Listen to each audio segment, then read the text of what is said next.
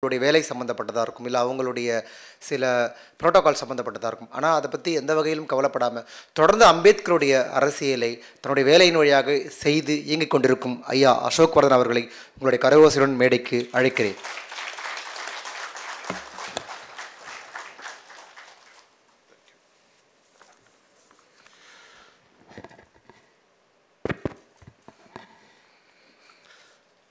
உங்கள் அனைவருக்கும் எனது காலை வணக்கம்.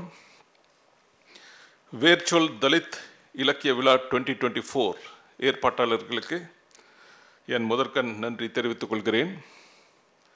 100 ஆண்டுகளுக்கு முன்பு இப்படி ஒரு நிகழ்வு நடப்பதை உங்களால் கற்பனை செய்ய முடியுமா? கடந்த 100 ஆண்டுகளில் இந்தியா எவ்வளவு மாறிவிட்டது, தலித்துகள் எவ்வளவு முன்னேறி இருக்கிறார்கள் என்பதற்கு இது ஒரு சான்று. இந்த மாற்றம், முன்னேற்றம், இது வேற யாரோ சொன்னது, பட் நான் சொல்றேன். இந்த மாற்றம், முன்னேற்றம் எப்படி ஆயிற்று?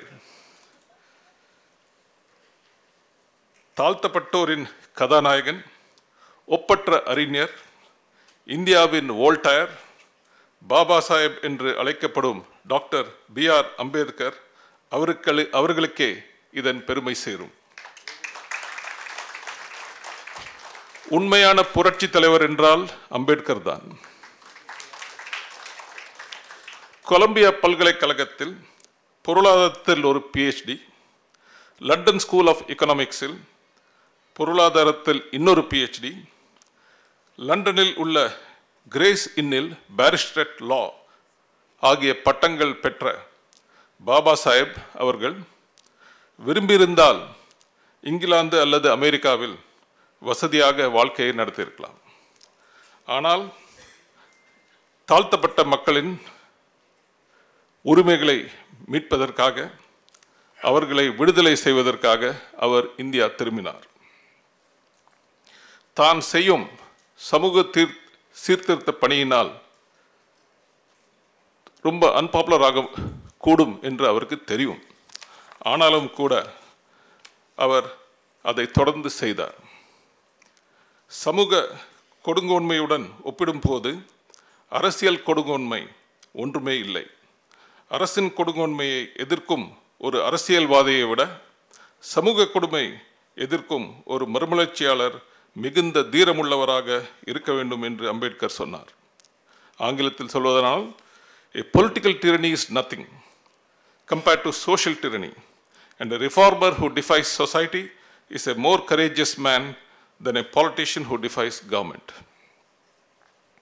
இந்து சாதி அமைப்பு மற்றும் தீண்டாமையின் அடக்குமுறைக்கு எதிரான அம்பேத்கரின் புரட்சி, காங்கிரசும் மகாத்மா காந்தியும் தீண்டப்படாத மக்களுக்காக போதிய சேவை செய்யவில்லை என்று அவர் வெளிப்படையாக விமர்சனம் செய்து வந்தது, நான் இந்துவாக பிறந்தாலும் இந்துவாக இறக்க மாட்டேன் என்று வெளிப்படையாக அறிவித்தது, இறப்பதற்கு 2 மாதங்களுக்கு முன்பு 5 லட்சம் ஆதரவாளர்களுடன் புத்த மதத்திற்கு மாறியது அவரை பெரும் சர்ச்சைக்குள்ளாக்கியது.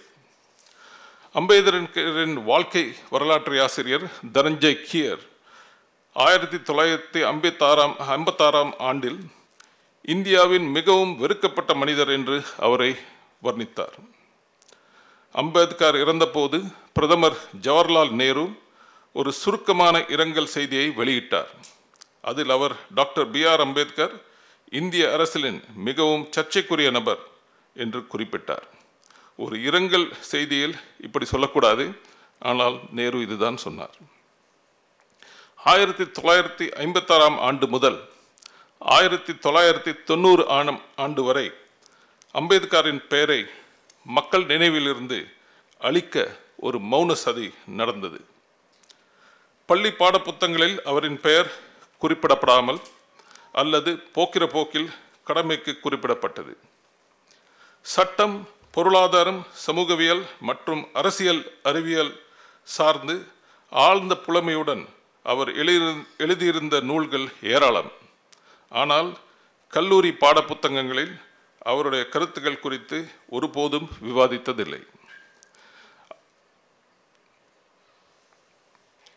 நான் மாணவனாக இருந்தபோது எனது பள்ளி மற்றும் கல்லூரி நூலகத்தில் அம்பேத்கர் எழுதிய புத்தகங்களோ அல்லது அவரை பற்றிய புத்தகங்களோ பார்த்தது எனக்கு ஞாபகம் இல்லை.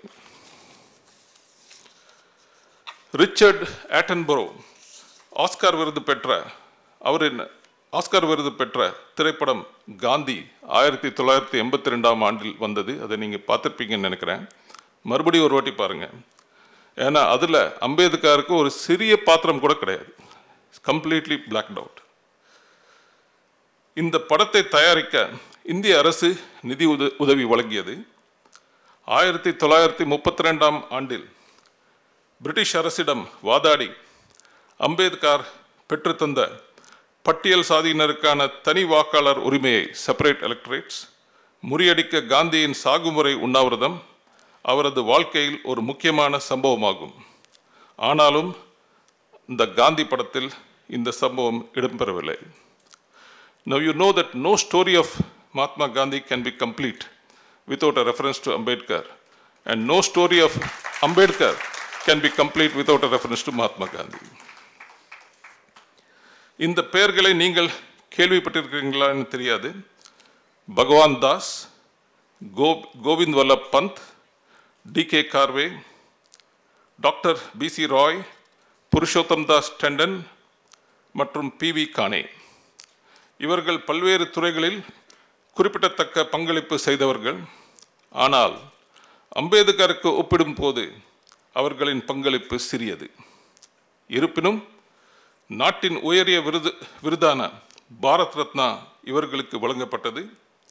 பகவான் தாஸுக்கு 1955 ஜி.பி. பந்துக்கு 1957 டி.கே. கார்வேக்கு 1958 டாக்டர் பி.சி. ராய் மற்றும் பி.டி. டண்டனுக்கு 1961 பி.வி. கானேக்கு 1964 ஆண்டிலும் பாரத் ரத்னா வழங்கப்பட்டது. பாகிஸ்தானை சேர்ந்த கான் அப்துல் கஃபர் கான் கூட 1987 பாரத் ரத்னா பெற்றார். நம் எம்ஜிஆருக்கு 1988 பாரத் ரத்னா வழங்கப்பட்டது. ஆனால் அம்பேத்கருக்கு பாரத் ரத்னா எப்போ வழங்கப்பட்டது? 1990. அவர் இறந்து 34 ஆண்டுகளுக்கு பிறகு. ஒரு பாகிஸ்தானிக்கு 3 ஆண்டுகளுக்கு பிறகு. நமது புரட்சி தலைவர் அவர்களுக்கு கொடுத்து 2 ஆண்டுகளுக்கு பிறகு அம்பேத்கருக்கு விபி சிங் ஆட்சியில் பாரத் ரத்னா வழங்கப்பட்டது. விபி சிங்குக்கு நம்ம இது நன்றி சொல்லணும். பெட்டர் லேட் தென் நெவர். சரத் பவாருக்கும் நாம் நன்றி சொல்ல வேண்டும். மகாராஷ்டிரா முதல்வராக 1979 ஆண்டு அவர்தான் அம்பேத்கரின் எழுத்துக்களையும் உரைகளையும் தொகுத்து புத்தகங்களாக வெளியிட ஒரு குழு அமைத்தார். மகாராஷ்டிரா அரசின் கல்வித்துறை அவற்றை ஆயிரக்கணக்கான பக்கங்களில் 17 தொகுப்புகளாக வெளியிட்டது. வோல்டேர் மற்றும் தாமஸ் பெயின் போன்ற சிந்தனையாளர்களுடன் ஒப்பிடத்தக்க மகத்தான ஒருவரை இந்தியா உருவாக்கியிருக்கிறது என்று அந்த நூல்களை படிக்கும்போது உணரலாம். அம்பேத்கரது பேனா மையில் அவர் ஆன்மாவும் கலந்திருந்தது. இடிமுழக்கம் போன்ற அவரது எழுத்துக்கள் ஒடுக்கப்பட்ட எவரையும் வீறு கொண்டு எழுச்சி செய்யும். அவரின் சமகாலத்தில் வாழ்ந்த அரசியல் தலைவர்களை விட அவர் அதிக படித்தவர், ஆழ்ந்த சிந்தித்தவர், விரிவாக பல்வேறு துறைகளில் எழுதியவர். In my opinion, as an intellectual, Ambedkar was in the Bradman class.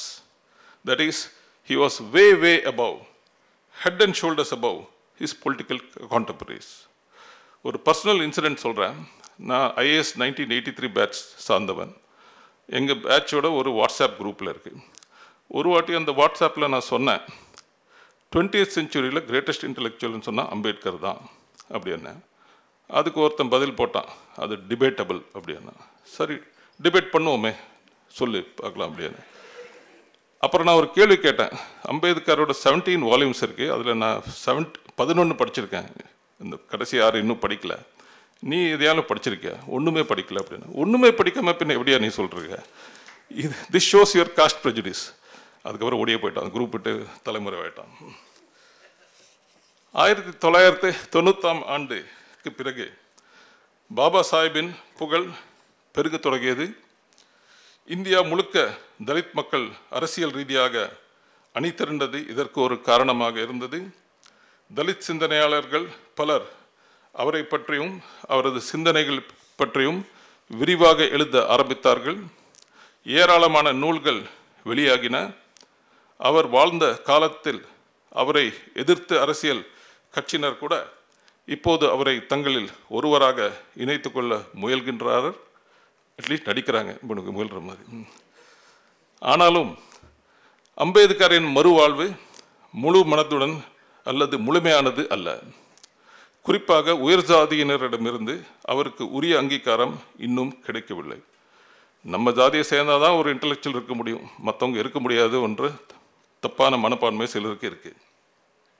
அதே நேரத்தில் சமூக நீதிக்கும் எதிரான சக்திகள் சில அம்பேத்கரின் பங்களிப்புகளை சிறுமைப்படுத்தும் விதமாக அவதூறுகளை பரப்பி வருகின்றன.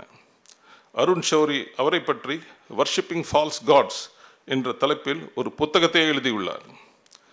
இந்த அவதூறுகளை நீங்களும் கேள்விப்பட்டிருப்பீங்க. நீங்கள் அது கேள்விப்படுறப்பெல்லாம் அதுக்கு பதிலடி கொடுக்கணும். அந்த பதிலடி கொடுக்குற மாதிரி சில பாயிண்ட்ஸை நான் உங்களுக்கு இப்போ சொல்கிறேன். அவதூறு 1, இந்தியாவின் அரசியலமைப்பு சட்டத்தை அம்பேத்கர் உருவாக்கவில்லை. அவர் வெறுமனே அரசியல் நிர்ணய சபை விவாதங்களை குறிப்பு எடுத்த ஒருவர் மட்டும்தான். இதே சென்னையில் ஒரு 8 மாதத்துக்கு முன்னால் ஒரு ஜாதி வெறியர் சொன்னார், Ambedkar was only a stenotypist. அவர் கான்ஸ்டியூண்ட் அசம்பிளி என்ன டிஸ்கஸ் பண்ணிச்சோ அதை அவர் குறிச்சிக்கிறது தான் அவருக்கு வேலை அப்படின்னு சொன்னார். அப்புறம் அவரை கொஞ்ச நாள் ஒரு ஜெயிலில் வச்சாங்கன்னு நினைக்கிறேன். அப்புறம் இது ஒரு மிகவும் அப்பட்டமான அவதூறு. இந்தியாவின் அரசியலமைப்பு சட்டத்தை, that is constitution of India, 389 உறுப்பினர்களை கொண்ட அரசியல் நிர்ணய சபை, கான்ஸ்டியூண்ட் அசம்பிளி, விவாதித்தது உண்மை. But the Constituent Assembly did not produce the Constitution out of a vacuum. அதன் வரைவுக்குழு தலைவராக, chairman of the drafting committee, doctor Ambedkar பல பொறுப்புகளை ஏற்றார். அரசியலமைப்பு சட்டத்தின் ஒவ்வொரு சட்டப்பிரிவுக்கும் ஆர்டிக்கிள், பின்னணி குறிப்பு தயாரிப்பது, சட்டப்பிரிவுக்கான வரைவு சொற்புகளை பரிந்துரைப்பது, அரசியல் நிர்ணய சபையில் சட்டப்பிரிவு பற்றிய விவாதத்தை முன்னெடுத்து நடத்துவது, உறுப்பினர்கள் எழுப்பும் கேள்விகளுக்கு விளக்கமளிப்பது, அந்த விவாதங்களின் அடிப்படையில் சட்டப்பிரிவின் சொற்களை சரி செய்வது என்று அவருக்கு மிக முக்கியமான பொறுப்புகள் இருந்தது. அரசியல் நிர்ணய சபையின் விவாதங்களை படிக்கும் எவருக்கும் இது தெரியும். இந்திய அரசியலமைப்பு சட்டம் கொண்டுள்ளப்பட்ட பின்னர் அரசியல் நிர்ணய சபையின் தலைவராக இருந்த டாக்டர் ராஜேந்திர பிரசாத் அதற்காக அம்பேத்கருக்கு சிறப்பான பாராட்டுகளை வழங்கினார். ராஜேந்திர பிரசாத் சொன்னது, வரைவு குழுவின் உறுப்பினர்களும் குறிப்பாக அதன் தலைவராக டாக்டர் அம்பேத்கர் அவர்களும் மிகுந்த ஆர்வத்துடன் இந்த பணியை செய்து முடித்தார்கள் என்பது மற்றவர்களை விட எனக்கு நன்காக தெரியும். அவரை வரைவு குழுவில் சேர்த்ததும் அதன் தலைவராக ஆக்கியதும் நாங்கள் எடுத்தவற்றிலேயே மிக சிறப்பான முடிவு. ராஜேந்திர பிரசாத் சொன்னது, we never made a decision so right as when we put him on the drafting committee and made him its chairman. Ambedkar தனது தேர்வை நியாயப்படுத்தியது மட்டுமின்றி அவர் செய்த பணிக்கும் சிறப்பு செய்துள்ளார். ராஜேந்திர பிரசாத் சொன்னது, he has not only justified his selection but has added luster to the work which he has done. இந்த பாராட்டுங்களுக்கு சிகரமாக New York, அமெரிக்காவில் உள்ள கொலம்பியா பல்கலைக்கழகம் இந்தியாவின் அரசியலமைப்பு சட்டத்தை வடிவமைத்ததற்காக அம்பேத்கருக்கு 1952 சட்டத்துறையில் கௌரவ டாக்டர் பட்டத்தை ஹானரி PhD வழங்கி சிறப்பித்தது கொலம்பியா பல்கலைக்கழகம். இவரை போய் ஸ்டெனோகிராஃபர்னு அந்த பையல் சொல்கிறான். அவதூறு 2, அம்பேத்கர் பிரிட்டிஷ் அரசின் கையாள், அதனால்தான் அவர் காங்கிரஸ் கட்சிக்கு எதிராக செயல்பட்டார்.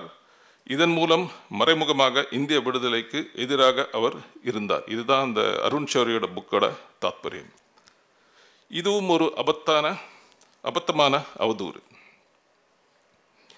தாழ்த்தப்பட்ட சமூகங்களுக்கு உயர்வும் அதிகாரமும் கிடைக்க வேண்டும் என்பது அம்பேத்கரின் கனவு. காங்கிரஸில் சேர்ந்தால் இது சாத்தியமில்லை என்று அம்பேத்கர் கணித்தார். ஏனெனில் காங்கிரஸ் அப்போது உயர்ஜாதி வர்க்கத்தினரால் நிறைந்திருந்தது. சமூக பிரச்சனைகளை பின்னுக்கு தள்ளிவிட்டு அரசியல் விடுதலை பற்றி மட்டும்தான் யோசித்து கொண்டிருந்தது. எனவே தான் அவர் காங்கிரஸை கடுமையாக எதிர்த்தார். சமூக சீர்திருத்தங்கள் செய்வதற்கு அதன் தலைவர்களை சுய பரிசோதனை செய்ய வைத்தார். இப்படி ஒருவித நெருக்கடியை ஏற்படுத்தி தாழ்த்தப்பட்ட மக்களுக்கு ஏராளமான உரிமைகளை அவரால் சுதந்திரத்திற்கு முன்பும் பின்பும் பெற முடிந்தது. அம்பேத்கர் சொன்னது, நம்மை அடிமைப்படுத்தியவர்களிடம் முறையிடுவதால் எப்போதும் இழந்த உரிமைகளை மீண்டும் பெற முடியாது. ஓயாத போராட்டங்கள் மூலமே உரிமைகளை மீண்டும் அடைய முடியும். ஆடுகள் தான் பலி கொடுக்கின்றன, சிங்கத்தை அல்ல. Lost rights are never regained by appeals to the conscience of the usurpers, but by relentless struggle. Goats are used for sacrificial offerings, not lions. நீங்கள் குனிய தலையை கூட்டிட்டு தான் இருப்பானுங்க, தலை நிமிர்ந்து நின்னாதான் பயப்படுவானுங்க. அதான் அவர் சொல்ல வந்தார். காங்கிரஸை எதிர்ப்பவர்கள் எல்லாம் தேசத்துக்கும் தேச விடுதலைக்கும் எதிரானவர்கள் என்ற வாதமே தவறானது. விடுதலை விஷயத்திலேயே அவர் காங்கிரசுடன் முரண்பட்டார். சமூக விடுதலை இல்லாமல் அரசியல் விடுதலை எதையும் தாழ்த்தப்பட்டவர்களுக்கு தரப்போவதில்லை என்று அம்பேத்கரின் ஆழமான கருத்து. அப்படிப்பட்ட விடுதலை பிரிட்டிஷ் கொடுங்கொன்மைக்கு பதிலாக உயர்சாதி கொடுங்கொன்மையை மட்டுமே ஏற்படுத்தும் என்றார் அவர். அம்பேத்கரின் அச்சம் சரிதான் என்பதை சூழல் உணர்த்துகிறது. சுதந்திரம் அடைந்து 76 ஆண்டுகள் நடந்தும் கூட நாட்டில் எங்கேயாவது ஒரு மூலையில் தினம் தினம் சாதி கொடுமைகள் நடந்து கொண்டிருப்பதை நாம் பார்த்து கொண்டிருக்கிறோம். According to the National Crime Records Bureau, NCRB, a crime is committed against a Dalit by a non-Dalit every 16 minutes. தேசிய குற்ற ஆவண காப்பகத்தின் படி ஒவ்வொரு 16 நிமிடங்களுக்கும் ஒரு குற்றம் தலித் அல்லாத ஒருவரால் ஒரு தலித் மீது செய்யப்படுகிறது. 4 Dalit women are raped by non-Dalits every day. Dalit அல்லாதவர்களால் தினமும் 4 தலித் பெண்கள் கற்பழிக்கப்படுகிறார்கள். இது நான் சொல்றதுல, NCRB சொன்னது. 13 Dalits are murdered and 6 Dalits are kidnapped every week. 6 தலித்துகள் கடத்தப்படுகிறார்கள். அல்ல, ஒவ்வொரு வாரமும் 13 தலித்துகள் கொல்லப்படுகிறார்கள், 6 தலித்துகள் கடத்தப்படுகிறார்கள். Apart from this, there are the social boycotts, the stripping and parading naked, the restriction of access to drinking water, the seizing of land and other kinds of atrocities. இது தவிர சமூக புறக்கணிப்புகள், நிலங்கள் அபகரித்தல், குடிநீர் எடுக்க தடை, ஆடைகள் அகற்றுவது மற்றும் நிர்வாணமாக அணிவகுப்பது மற்றும் பிற வகையான கொடுமைகள் நாடெங்கும் தொடர்ந்து நடக்கின்றன. பட்டியல் ஜாதியினத்திற்கு எதிரான வன்கொடுமைகளை 10ல் 1 மட்டுமே பதிவாகும் என்பதை நீங்கள் மறந்துவிடக்கூடாது. பட்டியல் ஜாதியினருக்கான எதிரான குற்றங்களுக்கான தண்டனை விகிதம் மிகவும் குறைவாக உள்ளது. Conviction rate is very low. I would like to narrate my personal experience in the IAS with regard to the oppression of scheduled castes, especially in villages. Madurai மாவட்டத்தில் பாப்பாப்பட்டி, கீரிப்பட்டி மற்றும் நாட்டார்மங்கலம் ஆகிய 3 ஊராட்சிகளுக்கும் 1996 முதல் 2006 வரை உள்ளாட்சி தேர்தல் நடத்த முடியவில்லை. இந்த 3 ஊராட்சிகளிலும் ஊராட்சி தலைவர் பதவியை தலித்துகளுக்கு ஒதுக்கீடு செய்ததை ஜாதி இந்துக்கள் ஏற்கவில்லை. அவர்கள் தேர்தலை புறக்கணித்தனர். தலித் சமூகத்தினரை வேட்புமனி செய்ய விடாமல் அச்சுறுத்தினர். பின்னால் வெளியே இருந்த ஆட்கள் இவங்களை கொஞ்சம் உஸ்பேத்தி, நீங்கள் போடுங்க, நாமினேஷன் போடுங்க, நாங்கள் பார்த்துக்கிறோன்னு சொன்னது வச்சு சில பேர் ஃபைல் பண்ணாங்க. ஆனால் பயமுறுத்தி விட்ரா பண்ண வச்சாங்க. இல்லாட்டி யுனானிமஸ் அன்அப்போஸ்ட் எலெக்ட் ஆனாலும் மிரட்டி ரிசைன் பண்ண வச்சாங்க. இதே போல் விருதுநகர் மாவட்டத்தில் கொட்டக்காட்சி ஏந்தல் கிராமத்திலும் இந்த பிரச்சனை 2001 முதல் 2006 வரை தொடர்ந்தது. ஜாதி இந்துக்களுக்கே இங்கு நிலங்கள் சொந்தம். தலித்துகள் அவர்கள் நிலங்களில் விவசாய கூலிகளாக இருந்தனர்.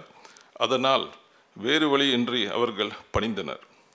சில சமயங்களில் தலித்துகள் இந்த ஊர் கட்டுப்பாட்டை மீறி வேட்புமனி செய்தாலும் உடனடியாக மிரட்டலுக்கு பயந்து அதை திரும்ப பெற்றனர்.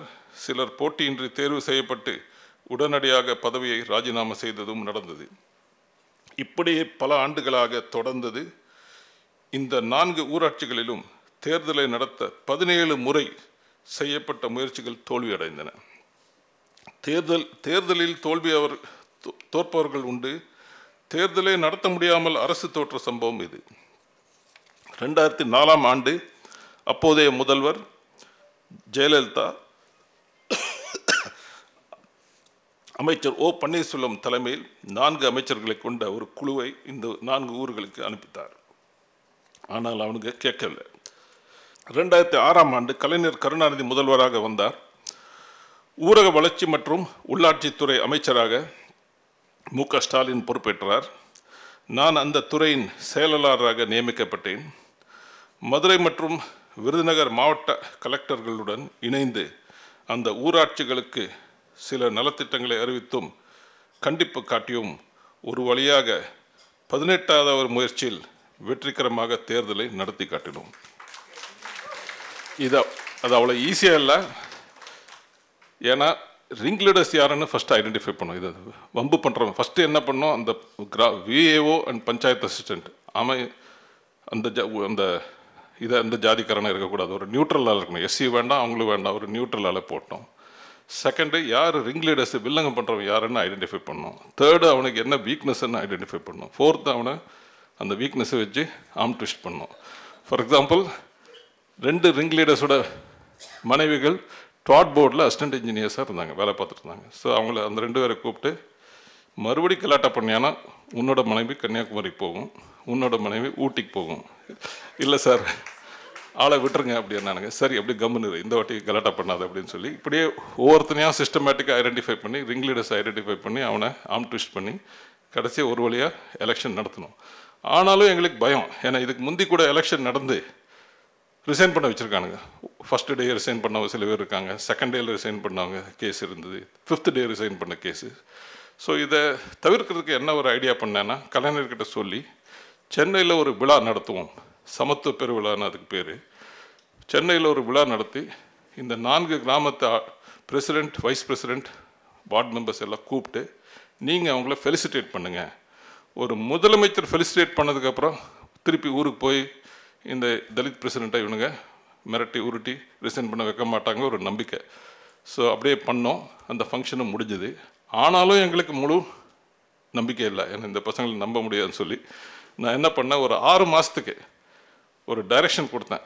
தாசில்தாரும் பிடிஓஸும் அப்சர்வர்ஸ் மாதிரி அந்த பஞ்சாயத்து மீட்டிங்கில் உட்காரணும். ஏன்னா அவங்களுக்கு ஏற்றாப்புல இவங்க இந்த தலித் பிரசிடெண்ட்டோட மிஸ்பிஹேவ் பண்ண முடியாதுன்னு சொல்லி 6 மாதத்துக்கு உட்காரணும்னு சொன்னேன். அதுக்கப்புறம் இந்த பிரச்சனை சால்வ் ஆயிடுச்சு. இப்போது அந்த ஊரில் ஒன்றும் ப்ராப்ளம் இல்லை. ஆனாலும் இது மட்டும் இல்லை, இந்த மதுரையில் மட்டும் இல்லை, எல்லா மாவட்டங்களையும் ஒரு பொதுவாக ஒரு கம்ப்ளைண்ட் என்னென்னா, எஸ்சி பிரசிடெண்ட்ஸ் எஸ்சி வார்டு மெம்பர்ஸ்க்கு சரியான மரியாதை கொடுப்பதில்லை. அவங்கள தரையில் உட்காருன்னு சொல்கிறது மீட்டிங் அப்போ, இல்லாட்டி வெளியேறு, மீட்டிங் முடிஞ்சோன்னே உன்னை கூப்பிட்றேன், நீ கையெழுத்து போடு அப்படின்னு சொல்கிறது. இந்த சம்பவங்கள் பல மாவட்டங்களின் காதுக்கு வந்தோடனே நான் ஒரு மாவட்ட ஆட்சித்தலைவருக்கு ஒரு சுற்றறிக்கை அனுப்பிச்சேன். நீங்கள் உங்கள் டிஸ்ட்ரிக்டில் இருக்க அனைத்து எஸ்சி பிரசிடெண்ட்ஸ் அண்ட் எஸ்சி வார்டு மெம்பர்ஸை கூப்பிட்டு ஒரு மீட்டிங் போடுங்க. அவங்க கிராமத்தில் இந்த மாதிரி சம்பவங்கள் நடக்குதான்னு கேளுங்க. அப்படி நடந்ததுன்னா அது குறிச்சிக்கோங்க யார் பண்ணுறான்னு சொல்லி. அந்த வைஸ் பிரசிடெண்ட்டோ இல்லாட்டி ஜாதி இந்து வைஸ் பிரசிடெண்ட்டோ இல்லாட்டி மற்ற வார்டு மெம்பர்களுக்கு ஒரு மெமோ கொடுங்க, ரிட்டன் மெமோ. இந்த மாதிரி நீ பண்ணுறன்னு கேள்விப்படுறோம், மறுபடி பண்ணியானோ மகரே உன்னை அரெஸ்ட் பண்ணும் அப்படின்னு சொல்லி ஒரு மெமோ கொடுங்க அப்படின்னு சொல்லி சொன்னோம். அப்படியே நடந்தது. அதுக்கப்புறம் கொஞ்சம் சம்பவம் கம்மியாச்சு. ஆனால் இது எப்படின்னா, இது ஒரேடியாக முடிகிற பிரச்சனை கிடையாது, திருப்பி திருப்பி வந்துகிட்டே இருக்கும். ஆஸ் லேட்டஸ் அக்டோபர் 2020 கடலூரில் ஒரு நியூஸ் ஐட்டம் வந்தது, பார்த்துருப்பீங்கன்னு நினைக்கிறேன். ஒரு தலித் உமன் பிரசிடெண்ட்டை தரையில் உட்கார வச்சு இவனுங்கெல்லாம் டேபிளில் உட்காந்து மீட்டிங் நடத்திருந்தானுங்க. ஸோ இது இது ஒரு தொடர் போராட்டம் என்று சொல்லி சொல்ல விரும்புகிறேன். நான் இதெல்லாம் எதுக்கு சொல்கிறேன்னா, இந்த 21ஆம் நூற்றாண்டிலேயே இதுதான் நிலைமை என்றால், அம்பேத்கர் வாழ்ந்த காலத்தில் நிலைமை எப்படி இருக்குன்னு நீங்கள் நினச்சி பாருங்கள். முன்னேறிய மாநிலமான தமிழ்நாட்டிலே இதுதான் நிலைமை என்றால், மற்ற மாநிலங்களின் நிலைமை எப்படி இருக்குன்னு நீங்கள் நினச்சி பாருங்கள். தேர்தலில் போட்டியிட்டு வென்று ஊராட்சி மன்ற தலைவராக இருக்கும் ஒரு தலித்துக்கே இந்த நிலைமை என்றால், ஒரு சாதாரணமான பாமர தலித்துக்கு என்ன நிலைமை என்று நினச்சி பாருங்கள் நம்ம கிராமத்துல எல்லாம். எனவே பாபா சாஹிப் தொடங்கிய பணிகள் இன்னும் முழுமையடையவில்லை என்று நமக்கெல்லாம் தெரியுது. தாமஸ் ஜெஃபர்சன் அமெரிக்கன் பிரசிடென்ட் கூறினார், நித்திய விழிப்புணர்வு என்பது சுதந்திரத்தின் விலை. Eternal vigilance is the price of liberty. என் தலித் சகோதரர்களே, நீங்கள் கவனக்குறைவாக இருக்கக்கூடாது. நீங்கள் கடினமாக பெற்ற உரிமைகள் உங்களிடமிருந்து பறிக்க முயற்சிகள் தொடர்ந்து செய்யப்பட்டு கொண்டே இருக்கின்றன.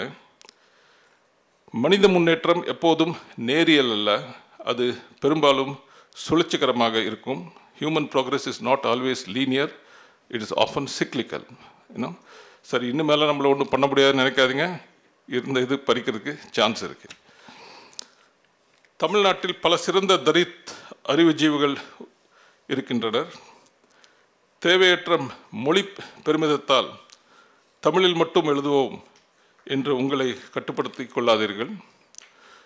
ஆங்கிலத்தில் எழுதுங்கள். உங்கள் எழுத்துக்களை ஆங்கிலம், ஹிந்தி மற்றும் பிற பிராந்திய மொழிகளில் மொழிபெயர்த்து பரந்த வாசகர்களை அடைய நீங்கள் முயற்சிக்க வேண்டும். இந்த நேரோ லிங்குவிஸ்டிக் ஃபெனட்டிசம் இருக்கக்கூடாது. அவர் idea must be to communicate to the largest sections of people. Educate, agitate, organise என்று அம்பேத்கர் சொன்னார். இந்த ஃபஸ்ட்டு திங் நம்ம பண்ணணும், ப்ராப்பராக பண்ணணும். There is an expression in English called preaching to the choir. கேள்விப்பட்டிருப்பீங்கன்னு நினைக்கிறது. கிறிஸ்டியானிட்டியில் சொல்கிறது, ஏற்கனவே கன்வெர்ட் ஆனவனுக்கு, கிறிஸ்டியனாக இருக்கிறவனுக்கு நீ ப்ரீச் பண்ணி பிரயோஜனம் இல்லை. புது ஆளுங்களை நீங்கள் கன்வர்ஷன் பண்ணணும். You must harvest new souls அப்படிங்கிறது அவங்களோட கருத்து. அஃப்கோர்ஸ் ஏற்கனவே இருக்கிறவனுக்கு ப்ரீச் பண்ணணும், இல்லாட்டி அவன் விட்டு போயிடுவான். ஸோ அதே மாதிரி நம்மளுக்கு கூட என்ன பண்ணோன்னா, தலித் மக்களுக்கு மட்டும் நம்ம சொல்லிகிட்டே இருந்த பார்த்தா அதை சொல்லணும், டெஃபினட்டாக அவங்களையும் அரவணைக்கணும், சொல்லணும். மற்றவங்களோட ஹார்ட்ஸை நம்ம வின் பண்ண பார்க்கணும். we have to try to win over the others.